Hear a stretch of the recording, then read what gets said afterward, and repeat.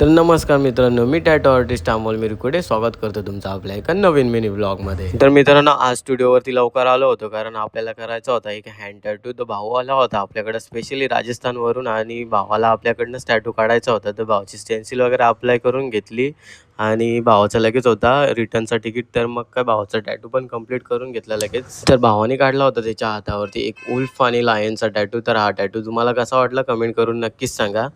तर tattoo complete करून आपल्याला जायचं होतं कल्याणला. तर मग काय लगेच काढली आपली ब्लॅकी आणि निघलो बदलापूर स्टेशनला. तर गाडी पार्किंगला लावून लगेच मी निघलो प्लॅटफॉर्मवरती. तर प्लॅटफॉर्मला का CST गाडी लागलीच होती. तर मग काय बिना तिकिटाचा चढलो डायरेक्ट गाडीमध्ये. तर मग काय आपण तिकीट नव्हता काढला तर वाटत होती थोडीशी भीती. तर मग काय आपला भाऊ भेटला. तर भाऊ बोलतो माझा तिकीट घे, तुला बोलतो मी ना उतरणार आहे उल्हासनगरला. तर भाईची स्माईल बघू शकता, या स्माईलवरतीच भरपूर पोरी फिदा आहेत. मग फायनली पोचलो आपण कल्याण स्टेशनला. तर आपल्याला जायचं होतं ॲपल स्टोअरमध्ये कारण आपल्या 17चा ॲडॅप्टर आपण सबमिट केला होता ॲपल स्टोअरमध्ये. तर मग तो रिप्लेस करून झाला होता.